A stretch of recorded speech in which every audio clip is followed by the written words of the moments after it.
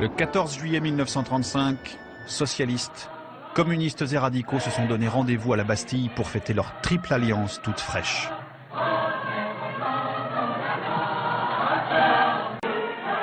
Léon Blum est là, avec ses alliés, le communiste Maurice Thorez et le chef de file radical socialiste Édouard Daladier. Mais rien n'est encore fait. Les élections législatives sont dans 9 mois.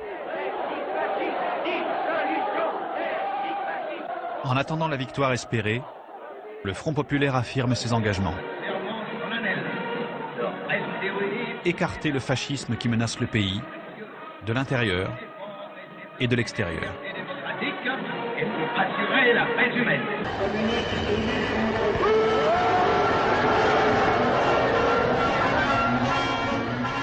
Le 3 mai 1936, pour la première fois de son histoire, la gauche unie, des radicaux communistes, remporte des élections législatives.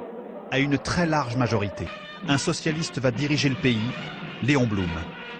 Mais il prendra ses fonctions à la tête du gouvernement dans 1 mois. 1 mois d'attente. C'est trop pour les ouvriers.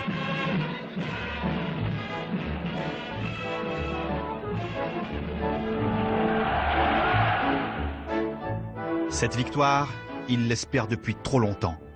Ils veulent en cueillir les fruits tout de suite. Commence alors le mouvement de grève le plus long, le plus puissant, le plus joyeux aussi, le plus étonnant de notre histoire. Les grévistes savent que cette fois, le gouvernement ne va pas leur envoyer la troupe. Ils dressent des piquets, élisent des comités de grève. Les non-grévistes ne peuvent pas entrer sans leur autorisation. Ni les directeurs, ni même le propriétaire qui doit rebrousser chemin sous les ricanements de ses ouvriers. On n'avait jamais vu ça. Dès sa prise de fonction, Léon Blum convoque patronat et syndicats pour négocier. Pressés d'en finir, ils accourent à Matignon. Messieurs, vous avez maltraité la classe ouvrière pendant des années. Vous vous êtes conduits comme des propriétaires d'esclaves.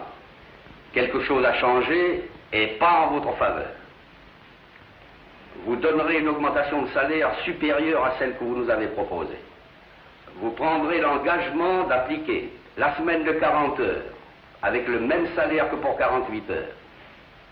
Les congés payés, l'institution des délégués du personnel, les conventions collectives, toutes choses que nous demandons de faire sanctionner par des lois, non dans des mois, mais dans les semaines qui viennent. Les patrons cèdent sur toute la ligne. Ils arrivent avec un petit air victorieux. Puis ils gagnent timidement le rivage. Ils hésitent.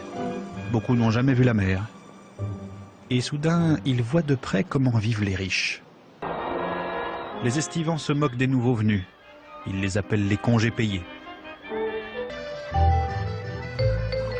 Les enfants comprennent vite le sens du mot vacances.